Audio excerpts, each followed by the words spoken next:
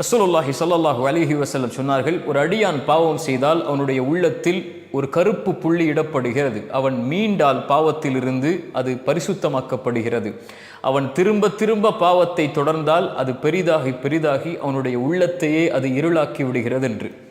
பாவங்கள் அதிகமானால் உள்ளம் இருளாகும். உள்ளம் இருளானால் அல்லாஹுடைய வெளிச்சமோ, குர்ஆனுடைய வெளிச்சமோ, தீனுடைய வெளிச்சமோ, ஈமானுடைய வெளிச்சமோ நுழைய முடியாது. இமாம் ஷாஃபிஈ, இமாம் மாலிக் அவர்களுடைய மாணவர் ஆசிரியர் இமாம் மாலிக் அவர்கள் தன்னுடைய மாணவர் இமாம் ஷாஃபிஈயை பார்த்து சொன்னார்கள், இமாம் ஷாஃபிஈ, உன்னுடைய உள்ளத்தில் அல்லாஹ் அவனுடைய வெளிச்சத்தை கொடுத்திருப்பதை பார்க்கிறேன். ஒருபோதும் பாவம் என்ற இருளால் இருளாக்கி விடாது அந்த வெளிச்சத்தை என்று. சுப்ஹானல்லாஹ். ரசூலுல்லாஹி ஸல்லல்லாஹு அலைஹி வஸல்லம் அவர்களுடைய மாணவர் இப்னு மஸ்ஊத் ரலியல்லாஹு அன்ஹு அவர்கள் சொன்னார்கள், ஒரு அடியான் பாவம் செய்தால் அந்த பாவம் செய்ததற்கு பிறகு அவன் தன்னை வருந்தி உணர்வான். ஒரு மலையிலிருந்து ஒரு பாறை உருண்டோடி வந்து அவனை தாக்கினால் எப்படி அவன் மரணத்தை பயப்படுவானோ அது போன்று பாவம் செய்து முடித்ததற்கு பிறகு பயப்படுவான். ஆனால் ஒரு இவன் அல்லாஹ்வை நெருங்கக்கூடிய முஃமின், இவன் தௌபாவை செய்யக்கூடிய முஃமின். ஆனால் ஒரு பாவி முனாஃபிக் யார் தெரியுமா? அவன் பாவம் செய்வான், பாவம் செய்வான், தௌபா செய்வான், பாவம் செய்வான், தௌபா செய்வான். ஆனால் அவனுடைய உணர்வு, அவனுடைய மூக்கில் ஒரு ஈ உட்கார்ந்து சென்றால் எதுவோ அது போன்றுதான் இருக்கும் என்று. இது யாருடைய நிலைமை? என் நிலைமை உங்கள் நிலைமை இல்லவா? ரசூலுல்லாஹி ஸல்லல்லாஹு அலைஹி வஸல்லம் அதனால் தான் சொன்னார்கள், அந்நதமு அத்தௌபா, பாவத்தை உணர்தல் தான் அல்லாஹ்வை நோக்கி மீளுதல் என்றார்கள். குர்ஆன் சொல்லுகிறது, வல்லதீன இதா ஃபஅலு ஃபாஹிஷத்தன் அவ் ஸலமு அன்ஃபுஸஹும் ذكروا فاستغفروا لذنوبهم ومن يغفر الذنوب الا الله ولم يصروا على ما فعلوا وهم يعلمون. மானக்கீடான அசிங்கமான காரியங்களை செய்ததற்கு பிறகு அல்லாஹ்வை நினைவு கூர்ந்து பாவ மன்னிப்பை தேடி பாவத்தை அல்லாஹ்விடத்திலே முறையிட்டால் அல்லாஹ்வை தவிர யார் அவனுடைய பாவங்களை மன்னிக்க முடியும் என்று கேட்டதற்கு பிறகு அவன் நிலைமை எப்படி மாறும் என்று சொல்லுகிறது. தௌபாவிற்கு பிறகு அவன் எப்படி தன்னை சுத்தப்படுத்திக் கொள்வான்? வலம் யுசிர்ரு அலா மா ஃபஅலு வஹும் யஅலமூன்.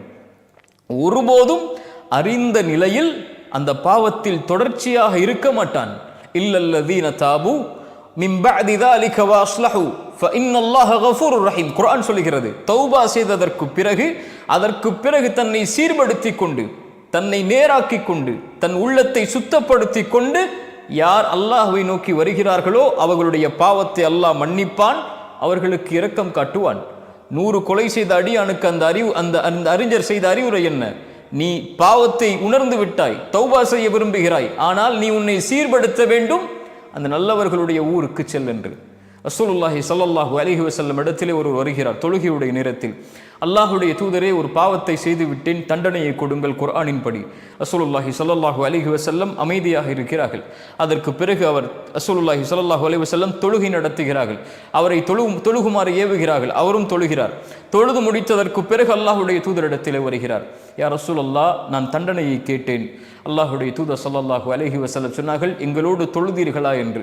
ஆம் என்று சொன்னார். ரசூலுல்லாஹி ஸல்லல்லாஹு அலைஹி வஸல்லம் குர்ஆனுடைய ஒரு வசனத்தை சொன்னார்கள், நன்மைகள் பாவங்களை போக்கிவிடும் என்று. நீ பாவத்தை செய்து விட்டாய், மனம் திருந்தி வந்திருக்கிறாய் தண்டனைக்காக, ஆனால் நீ செய்த நன்மையில் நீ தொடர்ச்சியாக இருக்கப் போகிறாய் என்ற காரணம் அந்த பாவத்தை அழித்து விட்டது, நீ செல் என்றார்கள்.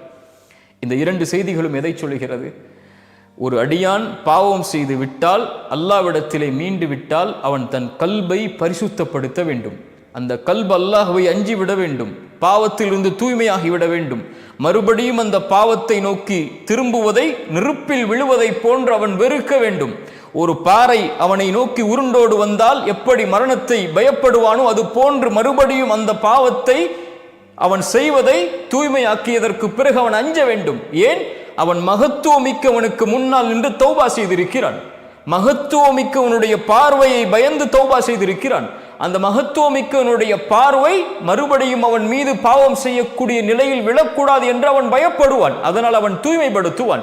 அந்த மகத்துவத்தை ஒருபோதும் அவன் சாதாரணமாக நினைத்து விட மாட்டான். நம்மில் பலர் நினைப்பதைப் போல அல்லாஹ் பாவங்களை மன்னிப்பான், பாவம் செய்து கொண்டே இருக்கலாம்.